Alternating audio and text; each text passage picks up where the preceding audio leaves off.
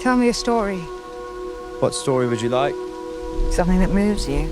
You sort of left the kind of legendary stuff behind and you just went with the very direct route and the intimacy of these people and their immediate dilemma. You touched me here. What did you see? I saw a landscape. Saw a landscape? Spaces. Caves. Tunnels and oceans. Undiscovered countries. Will you be brave? Yes. Will you be brave? So things are preserved for royalty and royal castles or royal kitchens, but normal everyday life is harder because these things aren't preserved.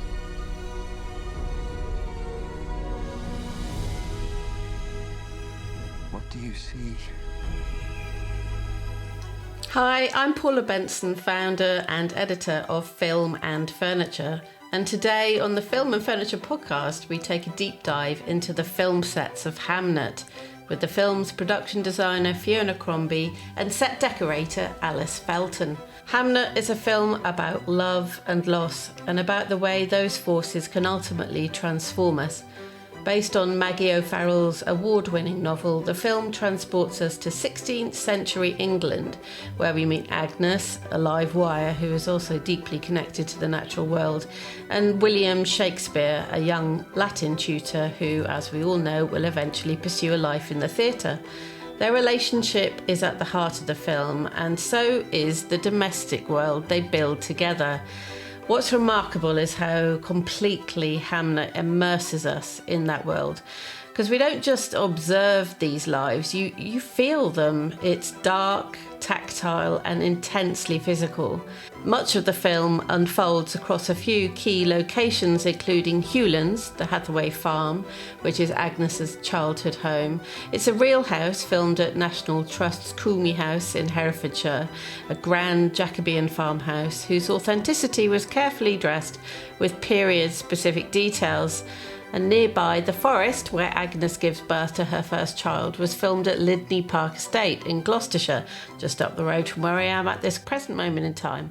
It's very dark and spiritual and rooted and raw. Then there's Henley House on Henley Street in Stratford-upon-Avon, Shakespeare's birthplace. And this was built from scratch entirely from the ground up at Elstree Studios, using reclaimed timbers, heavy beams and worn fabrics. From the attic rooms with their beds and antique chests to mullioned windows, writing tables and glove-making tools, the space feels constrained, domestic and pressurised. Even the garden was constructed in full, planted with real flowers and vegetables, raised beds, a wobbly bench and a birdhouse. They're all small but beautiful human details. Much of Stratford itself was recreated elsewhere in Herefordshire, within the village of Weebly. And of course, the Globe Theatre was also reconstructed from the ground up. So today we're going to talk about how all this came together. We're going to talk about restraint, texture and emotional truth, and the careful building of a world where design becomes a quiet but powerful conduit for one of the most emotionally resonant films of recent years. This episode works just as well without visuals, but it is a video podcast, so you can watch along for the full experience. So welcome Fiona Crombie and Alice Felton to the Film and Furniture podcast, and congratulations on your incredible work on Hamnet.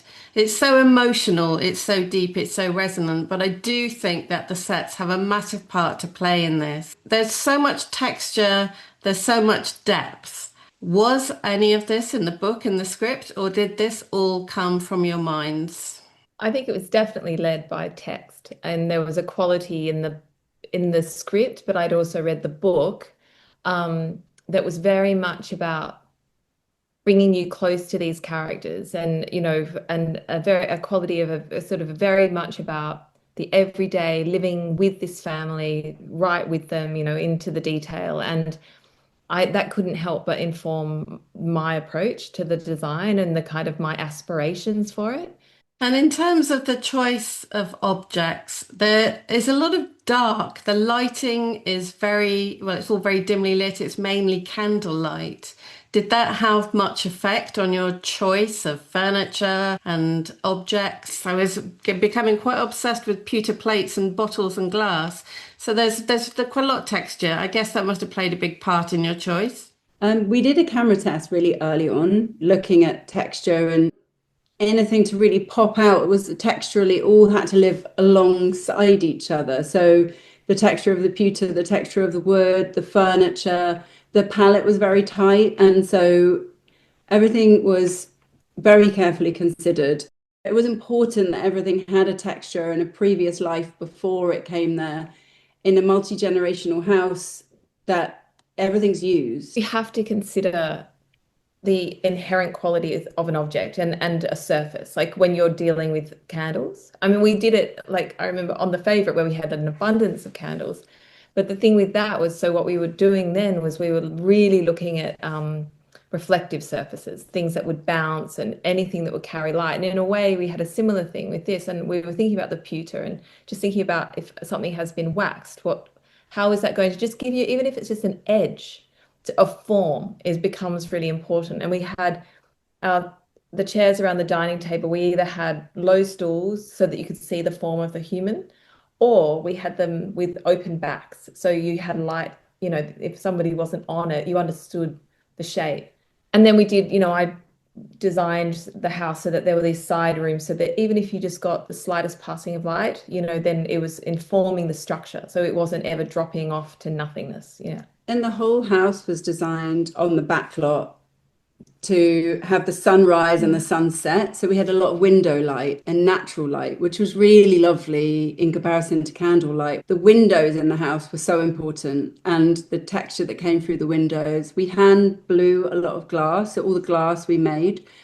And so we used different colors and the bubbles in it, and we would very carefully consider the change of emotion and tone in the house. So it's very subtle, but every time something happens, there's a switch in the room. So the table runner changes. Whether on a sad day, it's probably blue. On a normal day, it's like a cream with hand embroidered. All the fabric was vintage and sewn together and patched. We had a kind of theory of nothing was new. So if the table runner would be made of 3 parts, or a covering would be, a cushion would have 3 pieces of fabric sewn together. So it was like a collection of antiques and again, these very subtle changes because the palette was quite tight. But each time something happened, we'd have a redress and a very subtle change. And were these period accurate? Did you have to go quite deep into making sure they were accurate, or were you using artistic license? We always use artistic license. There was a lot of artistic license, but like we would be looking at maybe Hungarian or Eastern European, or could be French, or but it's the hand embroidered Turkish, or like a lot of things maybe from Iran, but like they were very ancient fabrics. And we'd look at the hand embroidery and that it'd be rubbed away, and you wouldn't, again, very simple, like it might just be little stitches, but it was artistic license, and it was to do with color palette and more to do with the craft work.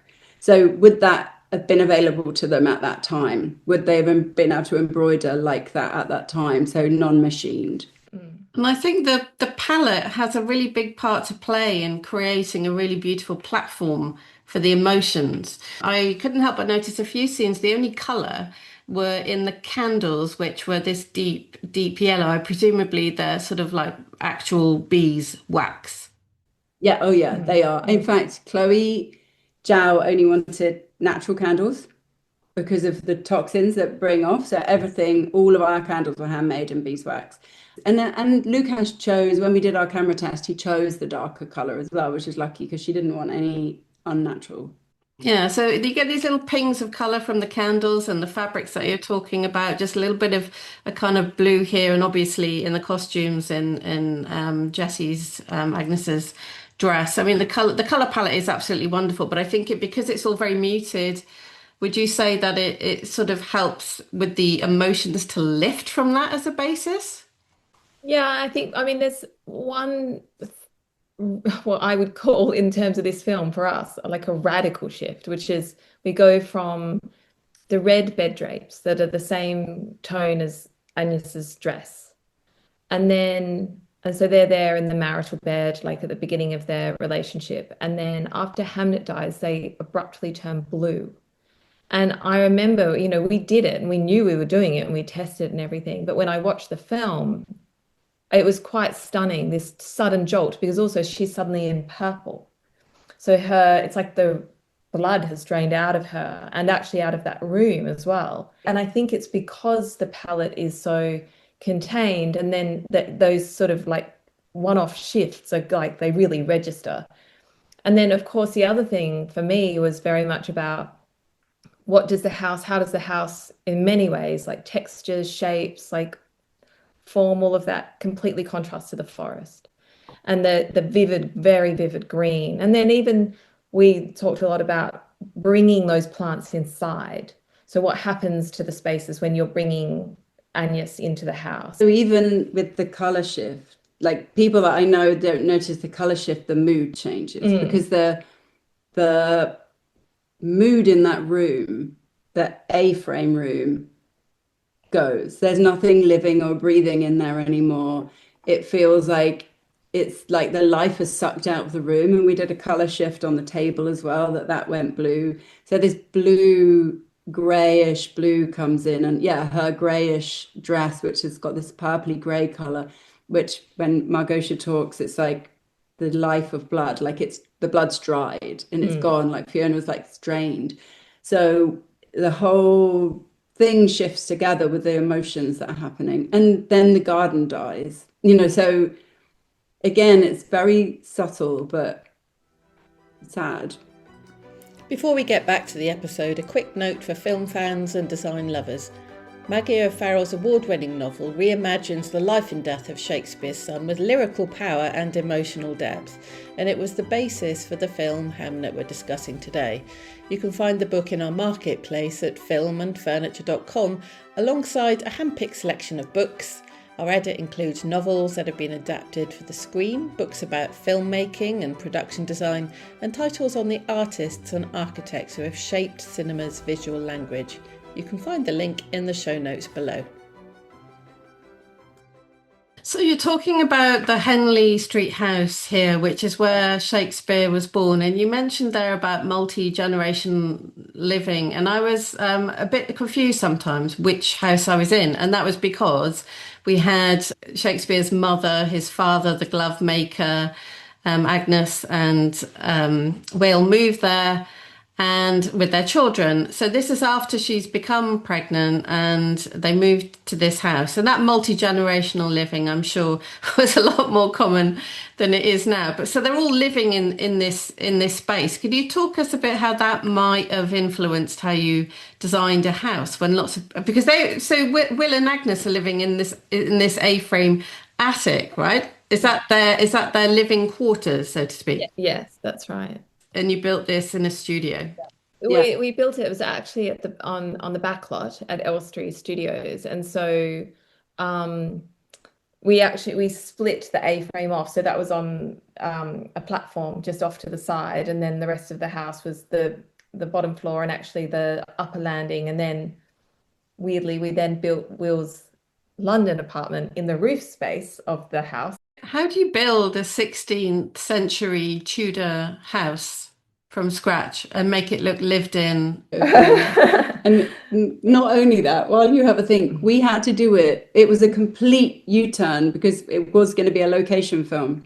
So we started the film thinking it was a build, which is actually more exciting for us because we get to really get into the details. And then we thought we were doing a location film, so the art department shrinks and less prep time, and then complete U-turn, we're building it. So that's why we were really stretched in time, like we were dressing and building simultaneously. But how do you build it, Fiona? Well, what was great was that we scouted just tons of sort of almost like any available potential house. We didn't go all over the UK, but we did look at a lot of different houses, both like I did on my own and with the location supervisor, Lindsay, but also with Lukash and Chloé. And what happened was that we just basically like unknowingly, because thought we were looking for a location, but actually what I was doing was collating all my favorite details and walking around and just snapping, like, I don't know, joinery, or the way something was mitered, or the ways, I don't know, just door frames or anything, some, embossed plasterwork. And I unknowingly created a catalogue for the build. So we stood in a lot of these places and could identify what we liked and what was working, and then what was wrong and what was lacking. And so when it came time to just really put it together very quickly, it was pretty, like, we already knew what we needed, and we'd already sort of identified how do we want it to feel, what do we want to say with the house, and had all these details ready to just sort of be implemented. And so I worked really closely with Lukash in sort of crafting it, knowing the shots and knowing how the camera would work. They'd sort of worked out that language to some extent. And so, yeah. And also I really do love when you're working in tandem with location.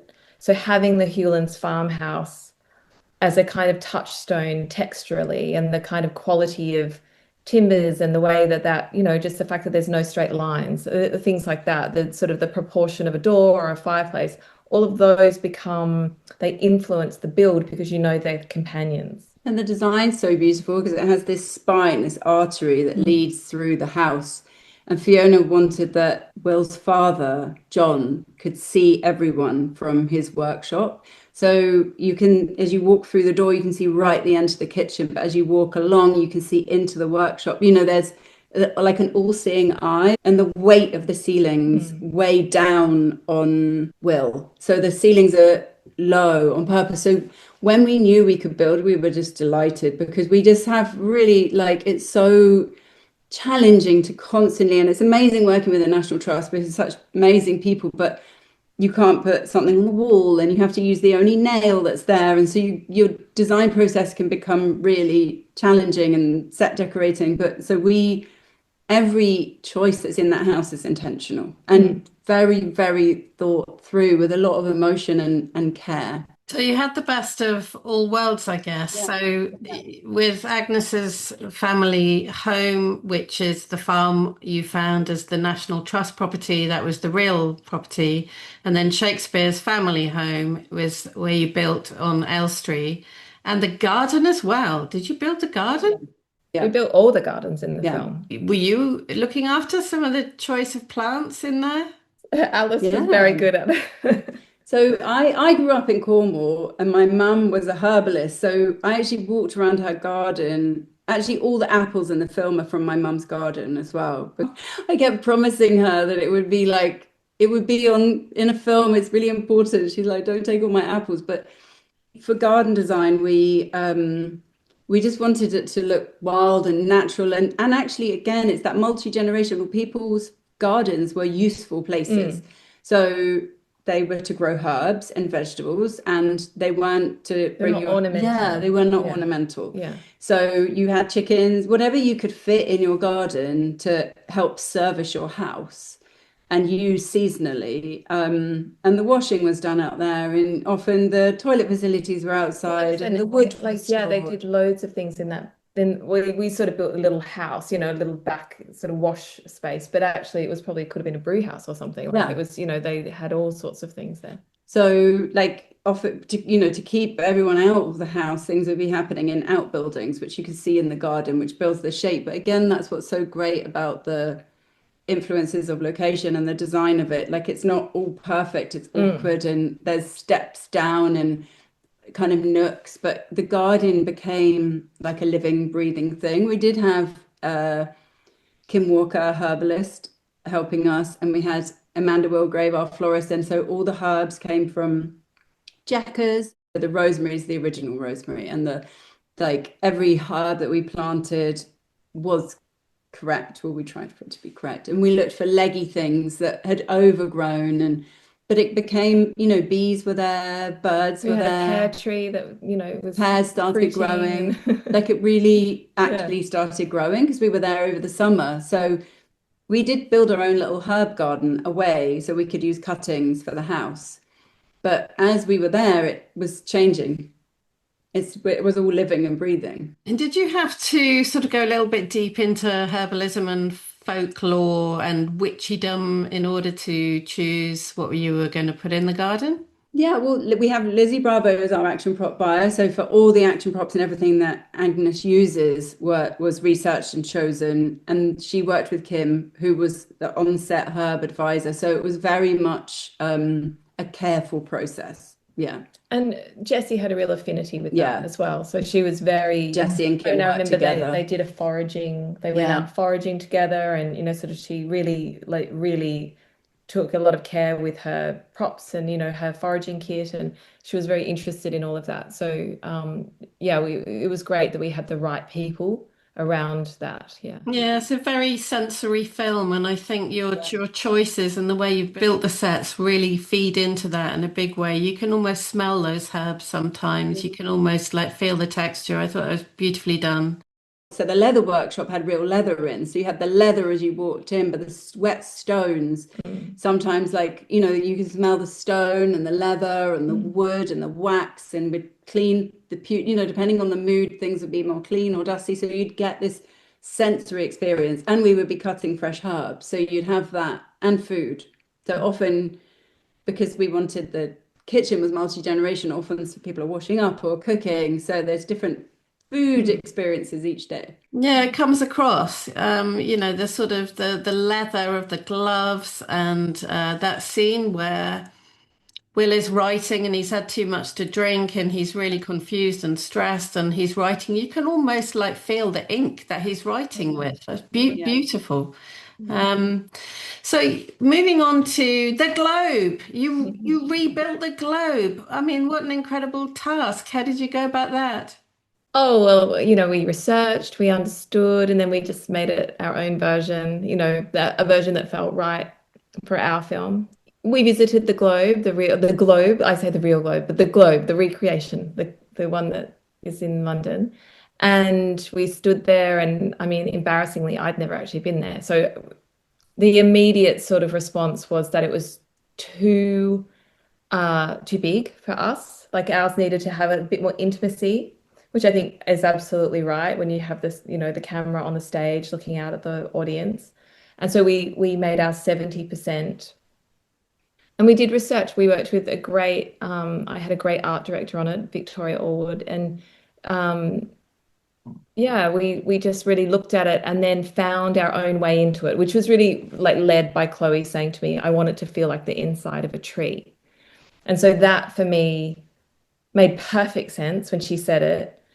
And also really led me to the use of the timbers and the reclaimed timbers and the way that we designed it to be something that's really quite naive architecturally and has a real simplicity and kind of purity about it. And it's really just so, you know, it's very few materials. And then, of course, what it is the jewel is on the stage, you know, with the painted backcloth. And so, yeah, that was our globe.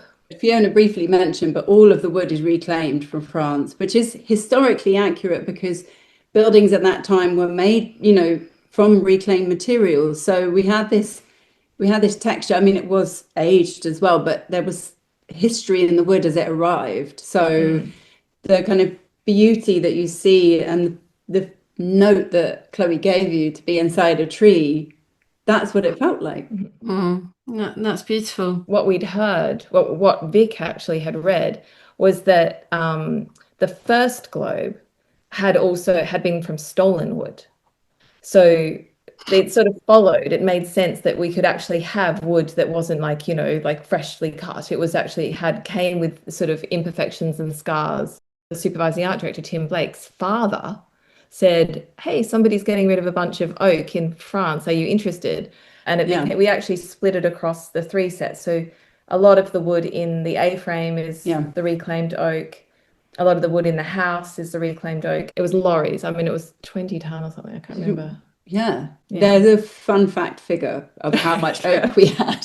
But it was like, it's beautiful. You know, if you make anything reclaimed, it just became such a beautiful space already. So, yeah, it just made it feel very special on the inside. Okay, but you're not using it as our PR trick in the sense that Barbie used all the pink up in the world. No, We use all And the Hamnet used all the wood in France. No. But the question I get asked more than any question is, but what happened to the oak? Because everyone's like, can I get that oak? Yeah, I know. Where's the oak? What did happen to the oak? It was recycled, definitely, because it's worth Yeah. Tell me about it. Yeah. I just spent $5,000 trying to get some oak to make a few stairs. Yeah, no, I'm sure it is valuable. Recycled, yeah. So with a lot of the details, the props that we touched on earlier, like the glassware and the pewter, and are you sourcing a lot? You made the glassware. This is fascinating me. Is there a Farley's or a prop store where you can find a lot of 16th century pewter plates and glassware?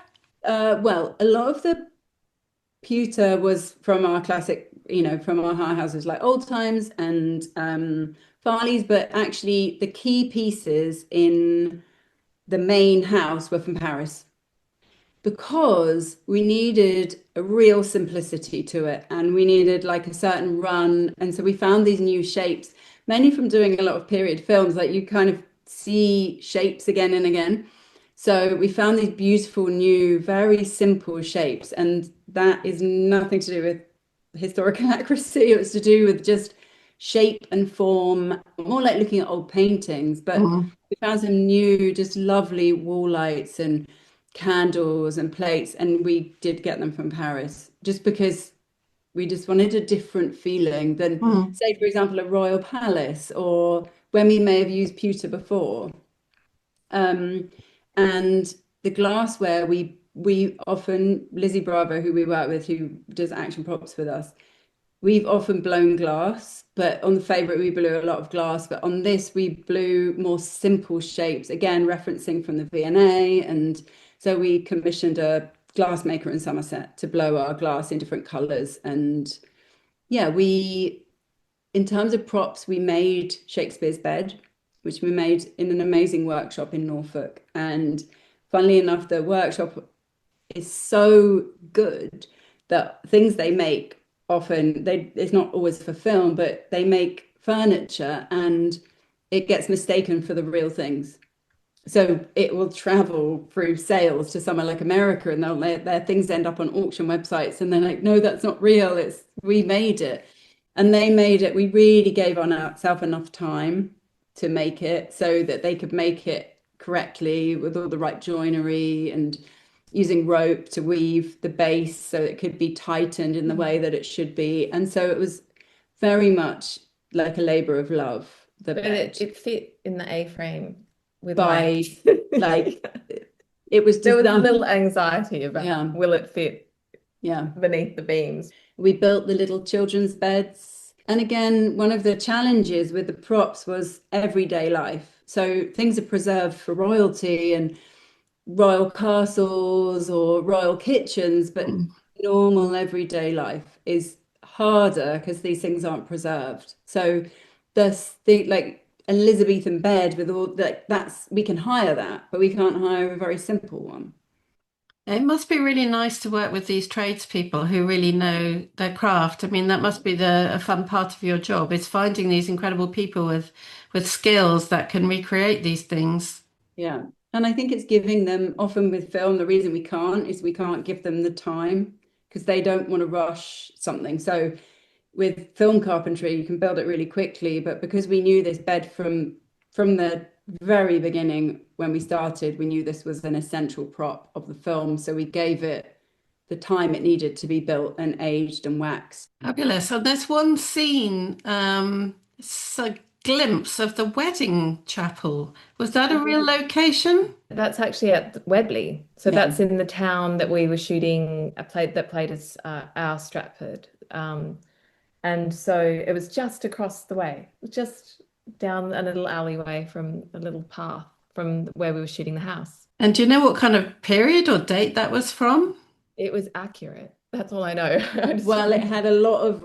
It had some renovations. Yeah, it had a lot of additions, very late additions, which we very cleverly covered with drapery because we couldn't build there. So we used again these sort of textural vintage fabrics, and we hid, I think it was probably like 1900s. Do you remember the woodwork? Screen, The screens, like built-in screens from around the night. So it had additions. You've worked on a lot of period films and you've worked together a lot, so I guess there's a fluidity in how you work, and I guess you understand period films. But I mean, what was the biggest challenge, particularly with Hamnet? And was there ever a moment that you thought, how are we going to do this? Yes. I think, well, the way that the film was scheduled was that we started on location. And so we were, miles out in Herefordshire and, right on the border of Wales. But meanwhile, we were building at the same time. And so Alice and I had to work out almost like a schedule of where we would pass each other. So she would be, on location and I would be at the studio. And then 2 days later, we would swap. I mean, the driving was insane, and it was just trying to keep a hold of everything, but really pushing through this house build, because the house build was 9 weeks. It was, from the beginning until turnover. And then the globe was being built at exactly the same time, and that was 13 weeks. It is great that we have such shorthand, because we were not near each other. So trying to keep in touch and make sure everything is happening, Dressing the farm all day. And then Lizzie Bravo, who I mentioned before, and I would go, we had a little Italian restaurant. So we'd finish all of our dress day with the farm, sit down, and she'd be doing action, I'd be doing dressing, planning, feeding back to London, looking at update photos. So it'd be 3-4 hours on the bridge in Hay-on-Wye next to the river.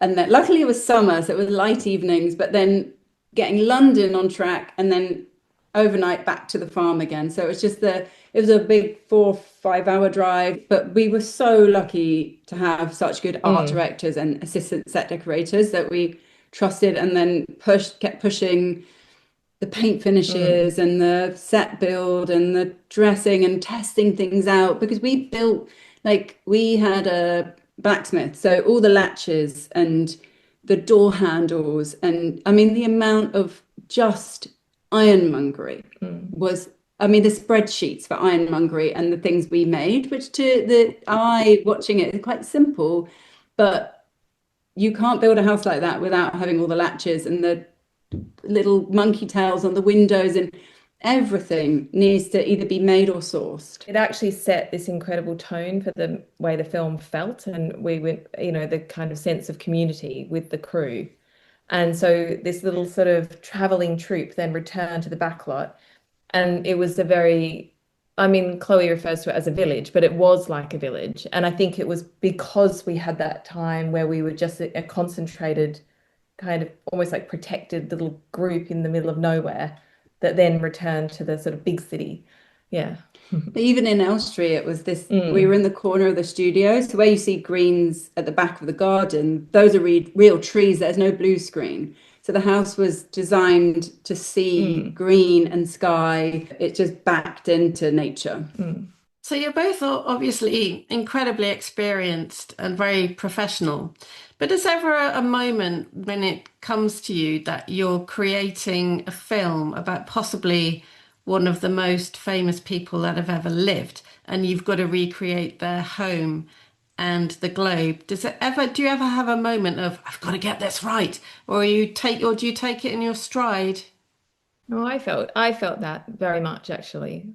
Because I remember the visit I went to his house. So I went out and looked at the house, and I was really struck by how many languages were being spoken around me.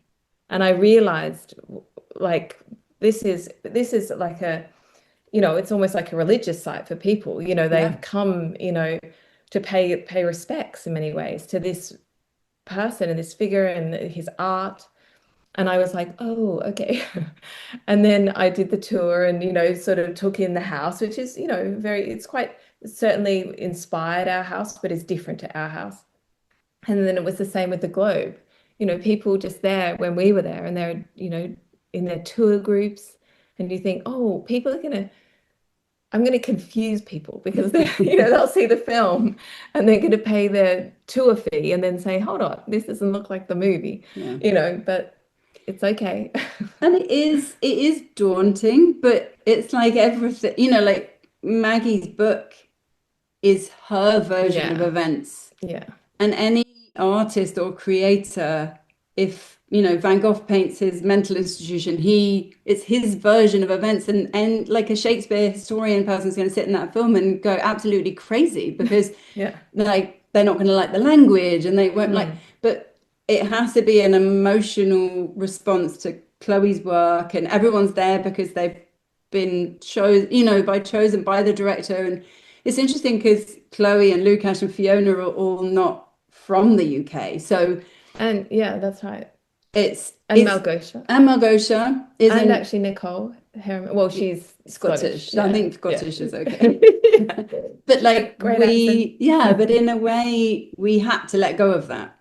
We had to let go of it. Even like I said before, to us they were Will and Agnes. Yeah. And then this guy Will has to, he's driven to go to London. Sort of intimacy of the story.